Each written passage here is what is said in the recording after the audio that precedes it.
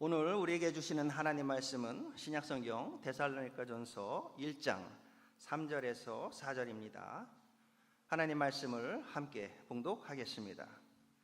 너희의 믿음의 역사와 사랑의 수고와 우리 주 예수 그리스도에 대한 소망의 인내를 우리 하나님 아버지 앞에서 끊임없이 기억함이니 하나님의 사랑하심을 받은 형제들아 너희를 택하심을 아노라. 아멘. 긴 여름이 지났습니다. 여름이 가지 않을 것 같은데 여름이 지나가고 새로운 학기가 시작됐습니다. 새로운 학기에 함께 하시는 교직원 여러분들을 주님의 이름으로 환영하고 이번 학기도 하나님의 인도하심이 여러분의 삶 속에 또 우리 대학교 위에 함께 하기를 바랍니다. 오늘 나눌 말씀은 좀 줄여주시죠. 이 데살로니가전서 1장에 있는 말씀입니다. 데살로니가 교회에 보내는 편지 속에 바울은 이렇게 이야기합니다. 자기가 기도할 때마다 데살로니가 교회를 위해서 세 가지 기억을 하게 된다. 이 세 가지 기억을 우리가 한번 살펴보고 우리 대학교에서는 그러면 이러한 말씀이 어떻게 적용되고 우리 학교 내에서 어떻게 구현하고 실천해서 실제적으로 하나님께서 원하는 그런 대학교가 될 수 있을지 살펴보려고 합니다. 바울이 칭찬한 데살로니가 교회에 세 가지가 있습니다. 이 말씀에 보면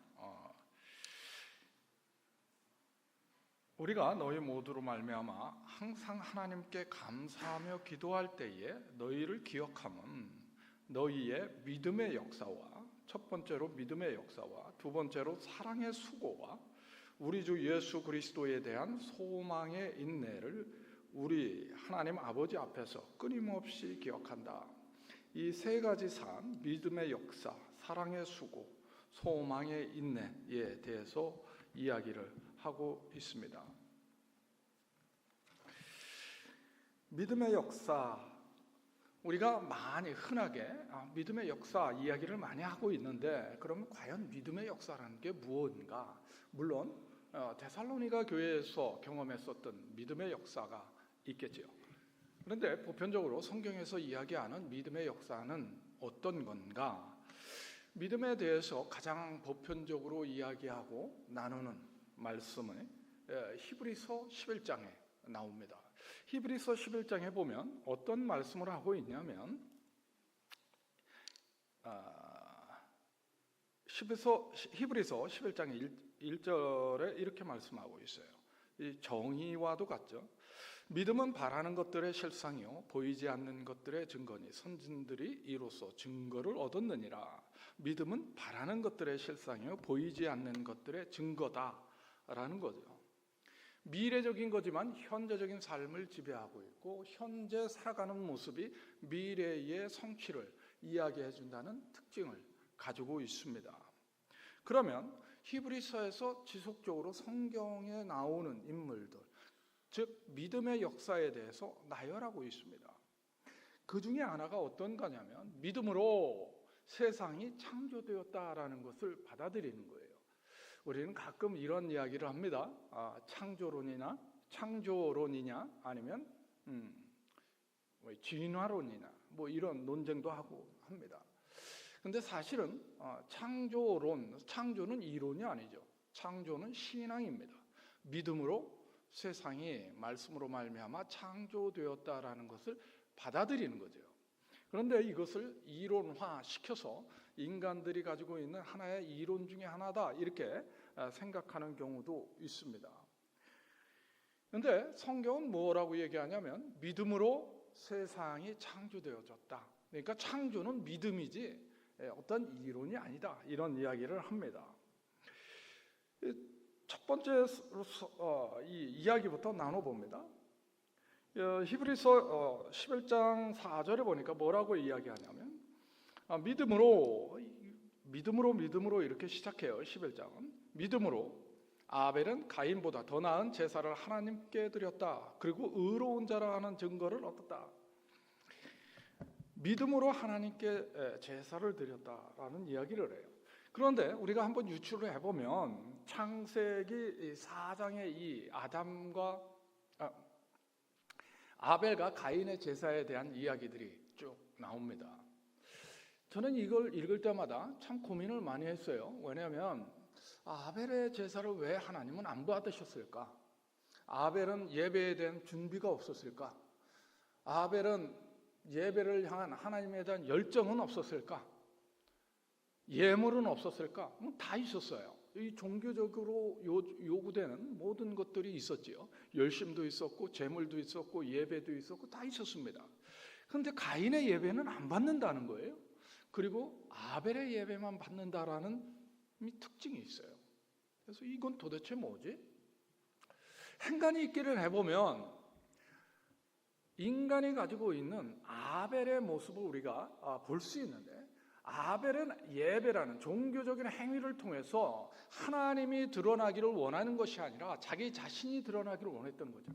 나는 이 정도로 열심히 있고, 나는 이 정도로 하나님께 예배를 드릴 수 있고, 나는 이 정도로 할 수 있는 사람이야. 열정도 있고, 종교적 행위로 말미암아 내 자신이 어떻게 증명될 건가, 여기에 초점이 맞춰져 있었던 거죠. 예배를 통해서 하나님께서 어떻게 역사하시고 하나님의 목적이 어떻게 드러나고 이런 건 별로 관심이 없었던 거예요. 이러한 모습들이 가인과 아벨의 예배가 다른 그러한 모습으로 나타나죠.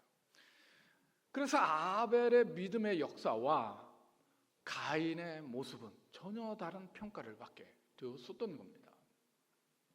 이 두 번째, 노아의 믿음입니다. 17절에 보니까 믿음으로 노아는 아직 보이지 않는 일에 경고하심을 받아 방주를 준비했다고 그래요. 혹자들에 따라서 연도는 다르겠지만 100년이 걸렸느니 150년이 걸렸느니 여러 가지 이야기를 합니다. 근데 중요한 것은 노아는 믿음에 따라서 현재의 삶이 하나님과 잇대어 움직이고 있었다는 겁니다. 사람들의 조롱도 있었을 거고요. 사람들이 야유도 있었을 거고, 과연 저게 무엇하는 짓이냐라는 모습이 있었을 겁니다. 그러니까 노아의 삶의 모습은 사람들이 뭐라고 하느냐에 달려있는 것이 아니라 하나님께서 나를 향해 무엇을 요구하느냐, 이것에 훨씬 더 초점이 맞춰져 있었다는 거죠. 그러니까 믿음의 역사라 함은 내 자신을 증명하거나 사람들이 나를 어떻게 평가하거나 이것이 기준이 아니라 하나님과 나와의 관계 속에서 하나님을 어떻게 신뢰하고 나의 삶은 어떻게 결정되고 살아내고 있느냐에 달려져 있다는 것을 발견할 수 있습니다. 아브라함의 믿음을 보면, 믿음으로 아브라함은 부르심을 받을 때에 순종하여 갈 바를 알지 못하고 나갔다. 갈 바를 알지 못하고 나아간 거죠. 하나님의 인도함을 따라서 나아갔다, 움직였다, 쉽게 이야기하면 그런 거예요. 아브라함의 믿음도 우리는 흔히 믿음의 조상 이렇게 얘기하지만 사실은 우리보다 별반 그렇게 좋은 것 같진 않아요. 그럼에도 불구하고 그가 콜링을 받았을 때, 소명을 받았을 때 하나님의 말씀에 의지해서 움직였다라는 특징을 가지고 있습니다. 그러니까 자기 삶을 증명해내는 것도 아니고 세상 사람들이 어떻게 평가하느냐에 달려있지도 않고 말씀에 의지해서 자기 삶이 오늘도 움직여가고 있다라는 겁니다. 결국 믿음의 역사를, 데살로니가 교회에서 가졌던 믿음의 역사, 그리고 성경에서 이야기하는 믿음의 역사를 간결하게 살펴보면 나의 삶을 통해서 하나님이 드러나고 있느냐에 있다는 겁니다. 우리 나사렛 공동체는 여러분들의 삶과 우리 공동체의 모습을 통해서 하나님이 드러날 수 있기를 바랍니다. 하나님이 나타날 수 있기를 바랍니다. 많은 갈등과 많은 오해와 많은 여러 가지 요소들이 우리들을 걸리게 하는 것들이 많이 있을 수 있습니다. 그럼에도 불구하고 궁극적으로는 하나님의 목적이, 하나님이 어떤 분이신지, 하나님의 목적이 믿음의 역사를 통해 나타날 수 있기를 바랍니다. 이 두 번째는 사랑의 수고예요. 그러면 그 사랑의 수고란 무엇냐라는 거죠. 사랑의 수고를 가장 잘 표현하고 있는 것이 어쩌면 요한복음 3장 16절일 거예요. 하나님께서 세상을 이처럼 사랑하사 독생자를 내어주시는 것, 이것이 사랑의 수고의 가장 커다란 본보기일 겁니다.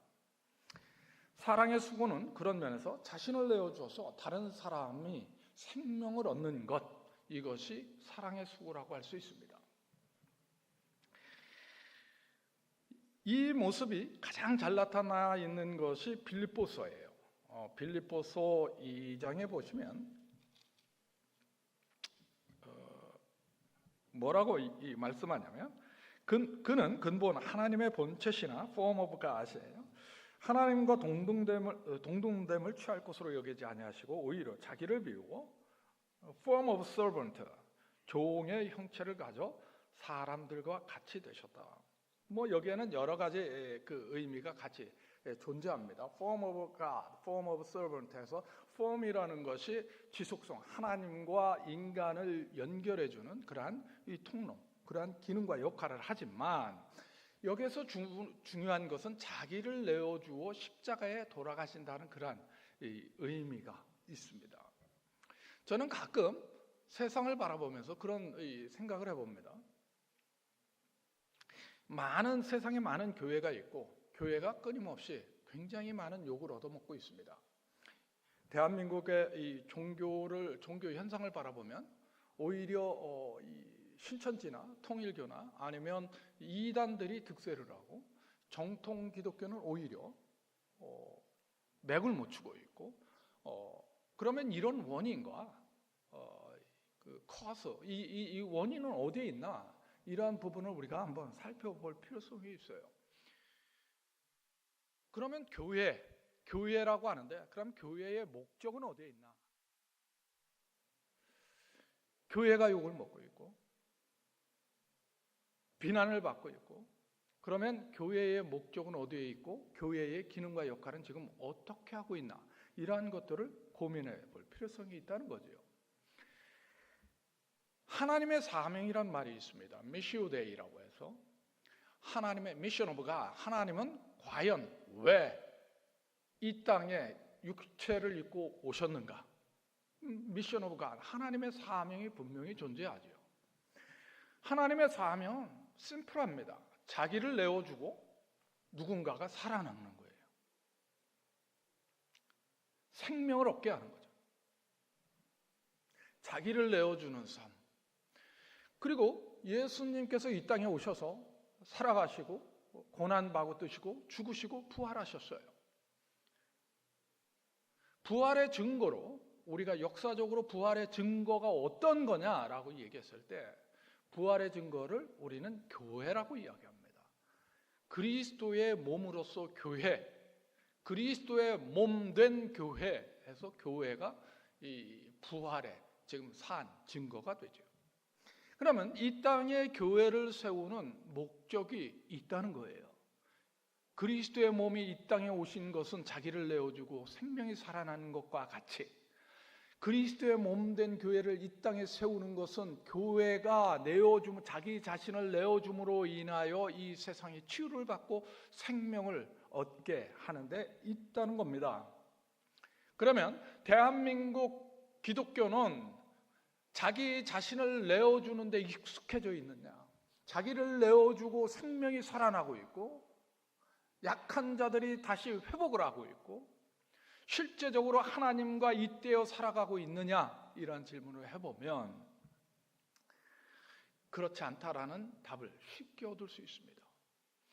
결국 교회가 교회로서의 본질을 회복할 때 하나님의 사명이 이루어지는 겁니다. 결국 사랑의 수고가 그 안에 내재되어 있지 않다면 교회는 회복될 수가 없겠죠. 그럼에도 불구하고 저는 이 시대 마지막 희망이 저는 교회에 있다고 보고, 교회는 바로 저와 여러분들을 의미하겠지요. 이러한 사랑의 수고가 있었습니다.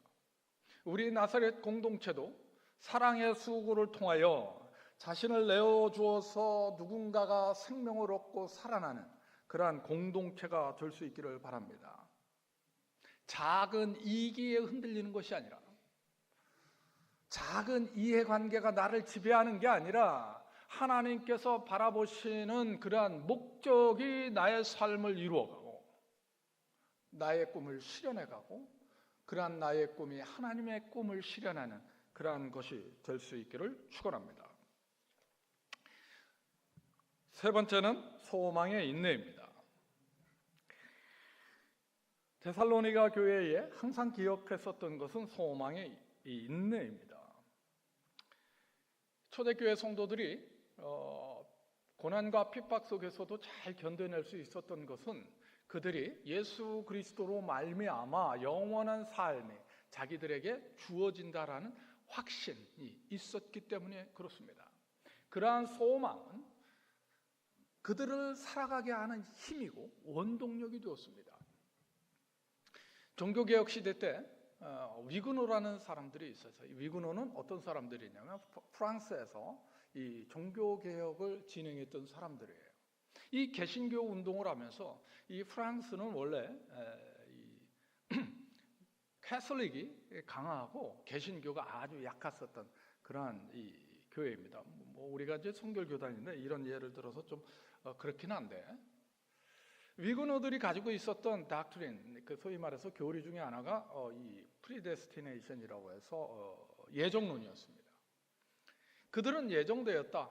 그러니까 그들이 종교개혁을 하다가 감옥에 있어도 나의 구원은 예정되어 있어서 성취될 거라는 그 소망이 그들이 개신교 종교개혁을 가능케 했습니다. 그 동력이 됐던 거죠. 왜냐하면 미래의 소망이 자신들에게 있다라는 것을 깨달았기 때문에 그렇습니다.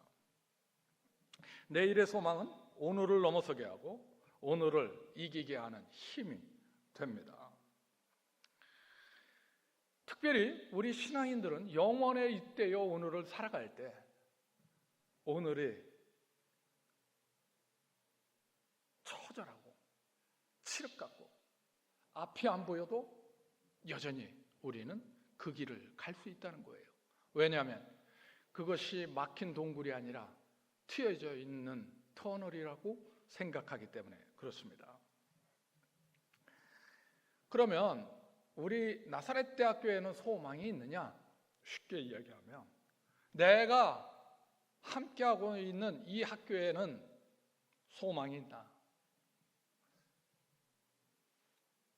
비수도권 대학들, 그리고 사립대학들, 중소대학들, 이 학교들에게 소망이 있나? 특별히 나사렛 대학은 어떠한 소망이 있나? 만약에 여기에 앉아 계신 모든 분들이 나사렛 대학교에 소망이 없다면 뭐 별로 의미가 없을 거예요. 제가 충격적인 이야기를 교원 한 분에게 들은 적이 있습니다.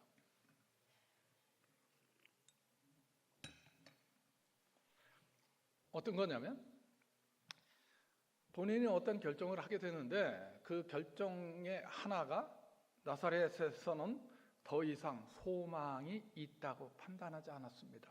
이야기를 저에게 했을 때 제가 굉장히 충격을 받았었던 적이 있습니다. 나사렛은 얼마 가지 않아 망할 겁니다. 소망이 없습니다. 이 이야기였어요. 이 이야기가 극히 현실적인 것 같지만 또 다른 면으로는 우리의 삶을 좌절로 이끄는 그러한 이야기일 수도 있을 거라고 생각이 듭니다. 그러면 우리가 현 주소를 우리가 한번 알아볼 필요성이 있을 것 같아요. 우리 나사렛 대학교, 아니 대한민국에 있는 교육 정책 내는 교육 방향성, 그리고 우리 나사렛 공동체는 어떻게 해야 되고 어떠한 소망을 향해 우리는 움직여가야 될 것인가 한번 살펴보도록 하겠습니다. 이재명 정부가 올해 새롭게 들어왔습니다. 들어오면서 아직 교육부 장관을 선임하지 못했어요. 아마 오늘 정도 교육부 장관 선임에 관해서 뭐 국정조사 이런 게 스크린이라는 걸 뭐라 그래요. 하여튼 그 조사를 할 텐데, 그럼에도 불구하고 국정운영 5개년 계획이 이렇게 나왔습니다. 첫 번째 꼭지를 바라보면 AI, 그러니까 인공지능, 디지털 시대, 미래인재 양성이라는 커다란 꼭지가 있습니다. 초중고 AI 교육 현실화, 그리고 대학을 통한 인재 양성, 그리고 성인 AI 교육, 그리고 AI 교육이 다 좋은 건 아니니까 인문학을 어떻게 교육시켜서 AI가 올바로 사용되게 할까, 뭐 이런 내용입니다. 두 번째는 우리가 조금 더 가깝게 살펴볼 거는 이제 특수교육 개선, 여건 개선 뭐 이런 내용이 되겠어요. 그리고 이제 세 번째는 학교 자치와 교육 거버넌스 시스템, 민주적인 거버넌스 시스템을 확보하는 것. 저는 민주적인 민주사학을 실현하는 것을 매우 중요하다고 생각하는 사람 중에 하나입니다. 교원도 민주적인 공동체가 됐으면 좋겠고, 직원도 민주적인 공동체가 됐으면 좋겠습니다.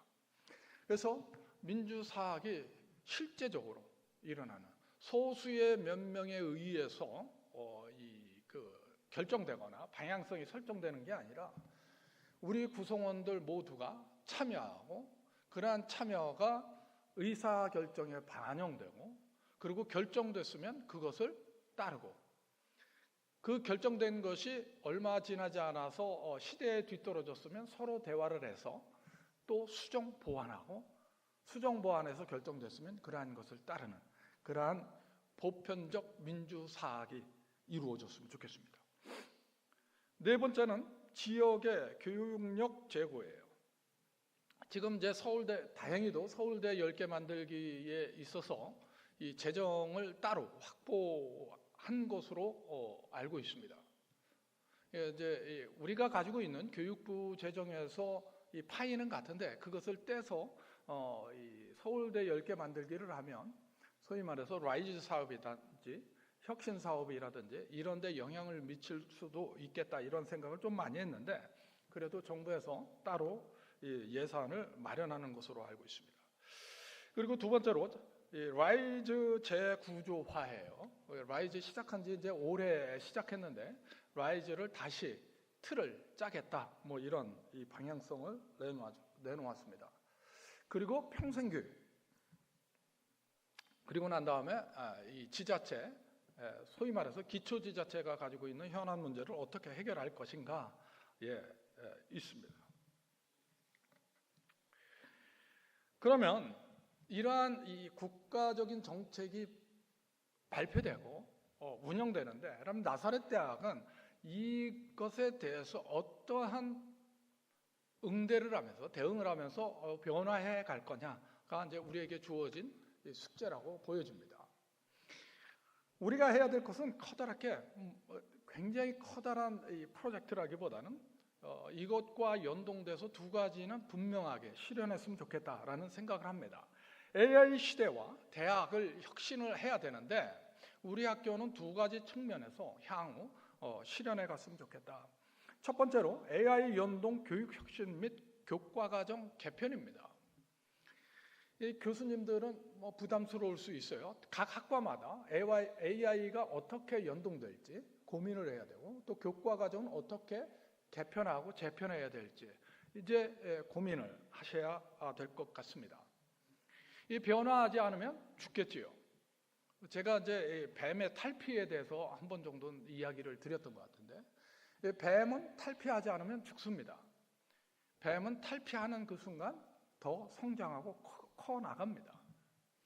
우리도 탈피해야 될 때 변화하고 새로운 모습으로 가야 되는데, 국가적인 정책이 AI 시대를 맞이하면서 대학 교육 정책을 변화시키기를 원한다라는 거예요. 그래서 우리 대학도 올해, 내년 빠른 시간 내에 대응을 할 필요성이 생겼다라는 겁니다. 두 번째로 교양에서 나스템 체계를 구축하려고 합니다. 이미 그 사업단에서 준비해가지고 제출한 내용입니다. 나는 리버럴 아츠를 이야기하고요. 스템은 사이언스, 테크놀로지, 엔지니어링, 매스매틱스를 의미합니다. 그래서 나스템을 어떻게 교양에 안착시키고 이러한 것들이 우리 학생들이 역량을 갖춘 그 모습으로 전환시킬 건가. 그러니까 간단하게 보면 교양이 우리가 이 밸런스를 맞춰야 되는데 인문학적인 그 소위 말하는 문사철에 관한 문학, 철학, 역사, 이 전통적인 그 인문학 과목들이 있죠. 그거 플러스 AI와 AI 연관된 마이크로 디그리를 할 수 있도록 제도적으로 조금 더 심도 있는 마이크로 디그리가 될 수 있도록 우리가 교양에서 만들어줘야 된다는 겁니다. 조금 더 나가서 STEM 해가지고 이 사이언스, 테크놀로지, 엔지니어링, 매스매틱스 이 네 가지 영역도 마이크로 디그리 형태로 만들어서 셋업이 되고 이것이 전공 교과 과정과 연동될 수 있도록 체계적으로 발전시켜야 된다고 봅니다. 우리가 가지고 움직여야 되는 거죠. 우리가 이제 올해 내년을 통해서 신속하게 우리 대한민국 교육 환경이 변화함에 따라서 변화되어야 하는 내용입니다. 제가 살던 오하이오에는 어떤 게 있었냐면 아미시라는 아미시 공동체가 있었습니다. 이 아미시 공동체는 현대 문명을 받아들이지 않아요. 말 타고 다닙니다. 지금도 말 타고 다녀요. 가면. 그러니까 수염 이렇게 기르고 말 타고 다니고 뭐 관광지 비슷하게 해서 움직이는데요. 여하튼 현대 문명을 거부하고 초대교회의 그 모습 그대로 살아가겠다. 이게 이제 그들의 생각입니다. 이 변화를 거부하는 거죠. 현대 문명을 거부하는 그러한 모습입니다.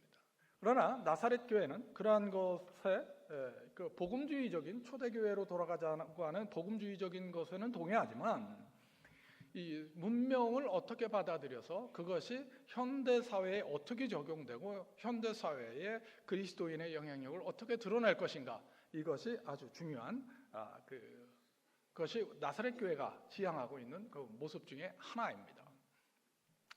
우리가 가장 걱정하는 것 중에 하나는 학령 인구의 급감입니다. 말 그대로 급격히 감소하는 게 이제 우리가 직면해야 되는 앞으로 10년 이내에 직면해야 되는 그 모습이고 그러면 이러한 것들을 우리는 어떻게 대응해서 지금 현재의 학생의 절반으로 줄었을 때 우리는 어떻게 서바이브 할 거냐, 살아남을 거냐 그리고 그 대응 전략은 어떤 게 있을 거냐 이게 이제 우리가 만들어야 되는 이야기입니다. 우리를 슬프게 하는 현실이기도 하고요. 우리가 외면하지 않고 직접 부딪혀서 극복해야 되는 문제이기도 합니다. 우리가 이 미래 학령 인구를 급감에 대해서 대응을 해야 되는데 학생들을 세 그룹으로 우리가 앞으로 유치를 해야 될 겁니다. 지금 현재 20대, 10대 후반, 20대 초반 학생들이 들어와 가지고 대학 교육을 받고 나가서 보통 20년에서 25년 그거 가지고 먹고 삽니다. 그 공부해가지고. 그리고 50대의 대부분, 대한민국을 보니까 50대의 대부분 은퇴를 하더라고요. 제 친구들을 보니까 거의 다 은퇴했습니다. 그래서 그러면 50대 중반에서 60대 초반에 있는 이 사람들을 어떻게 할 거냐?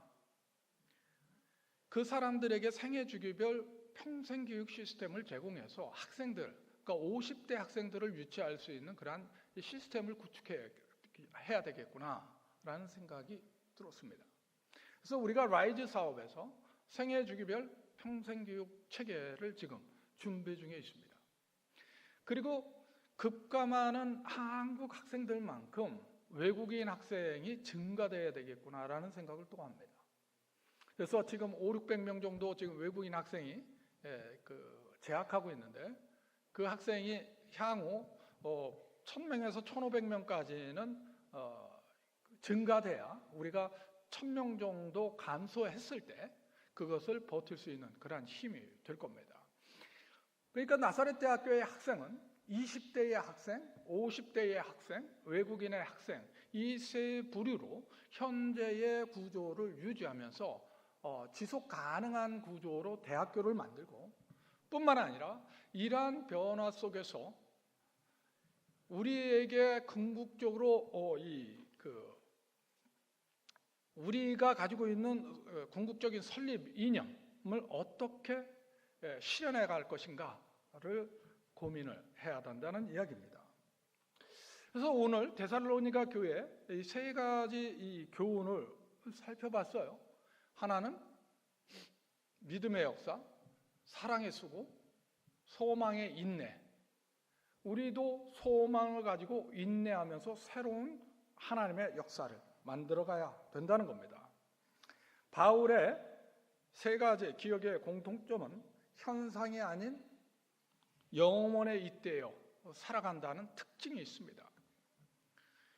현상은 우리에게 날마다 도전을 줄 수 있습니다. 그러나 영원에 잇대어 가는 사람들의 삶은 단지 오늘의 현상이 나를 지배하는 것이 아니라 그 현상을 뛰어넘어 하나님께서 원하시는 그 목적을 향해 움직여갈 수 있는 힘을 갖게 한다는 겁니다. 두 번째로 오늘의 나의 삶의 최고의 가치를 추구한다는 거죠. 오늘 내가 살아가는 이 현장 속에서 어떤 것이 최고의 가치인가? 그것은 물론 하나님께서 주시는 그 가치가 최고의 가치가 될 겁니다. 대한민국에서 가장 커다란 가치 중에 하나는 물질주의일 겁니다. 물질이 모든 가치를 지배하고 판단하고 끌어가는 그러한 모습일 겁니다. 그러한 것들을 뛰어넘어 최고의 가치가 어떠한 건지, 그러한 것을 뛰어넘어서 우리 공동체가 추구해야 될 것이 어떤 건지, 이러한 것이 아주 중요한 모습이라고 보여집니다. 또한 오늘의 미시적인 삶이 영원의 가치에 이르도록 하는 것이라는 거죠. 우리가 하는 입학, 우리가 하는 외국인, 우리가 하고 있는 교육, 우리가 하고 있는 학생 상담, 우리가 하고 있는 이러한 미시적인 일들이 영원에 잇대어 하나님께서 이끌고 가는 그 목적과 어떻게 잇대어 움직여갈 것이냐, 이것이 아주 중요한 모습이라고 보여집니다. 대학의 쇄신하는 혁신과 미래 대응이 영원의 관점에서 세상을 치유하고 변화시키는 것이 될 수 있기를 바랍니다. 2025년 9월 첫날입니다. 우리가 새롭게 새 학기를 시작합니다. 여러분들의 삶이 나사렛 공동체를 변화시킬 뿐만 아니라 학생들의 삶도 변화시키고 하나님이 어떠한 분이신지 여러분들의 삶을 통해서 나타나고 이 지역사회에 선한 영향력이 나타날 수 있기를 바랍니다. 한동희 Why not change the world예요. 근데 그거를 똑같이 사용할 수 없어서 제가 만든 용어 중에 하나는 To make a real difference in the world. 세상을 실제적으로 변화시키는 학교가 되었으면 좋겠다. 교원과 학생들이 됐으면 좋겠다. 거짓과 탐욕에 타협하지 말고 하나님께서 오늘 나에게 요구하는 그 삶을 당당하게 살아내면서 하나님의 뜻이 나의 삶이 되고 나의 삶이 하나님의 뜻이 될 수 있는 그러한 교직원 여러분이 될 수 있기를 축원합니다. 기도하겠습니다.